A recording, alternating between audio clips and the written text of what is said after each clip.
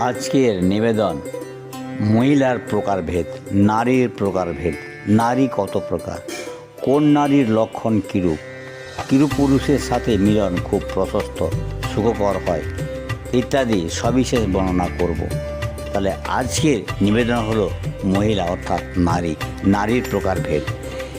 এই নারী বা মহিলা চার শ্রেণীর, যথা পদ্মিনী, চিত্রাণী, শঙ্খিনী এবং হস্তিনী।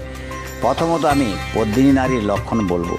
পূর্ণ ইন্দুমুখী, কমলনয়না, পিনস্তনী, সুদক্ষিণা, মৃদঙ্গা বিকশায় বিন্দুমূরতি, শ্যামাঙ্গী গৌরদ্যুতি, স্বল্প হাররতা, বিলাসকুশলা, পিকস্বনা গায়ন, সবৃঢ়া গুরুদেব পূজনরতা, সা পদ্মিনী প্রচ্ছতে। অর্থাৎ চাঁদের মতো মুখ, নীল পদ্মের মতো চোখগুলি খুবই সুন্দর, অর্থাৎ আয়তচক্ষু, সুডৌল উন্নত স্তন, সুগঠিত, মেদযুক্ত নয় এমন দেহ, মাটির মতো দেহ, শরীর, সরলতা, সুগঠিত শ্যামবর্ণ হলেও যেন উজ্জ্বলতাময়, রমণীয় কান্তি, চিত্তে দয়া দাক্ষিণ্যযুক্ত,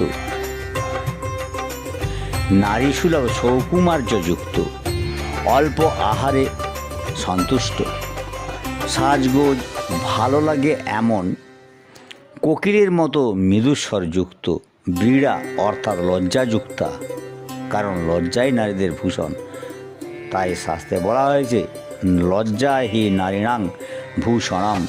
দেবতা ব্রাহ্মণে ভক্তিমতী তথা ধর্মপরায়ণা, ব্যবহার খুবই ভালো, কারো সাথে অসৎ আচরণ করে না, এমন নারী হলো পদ্মিনী।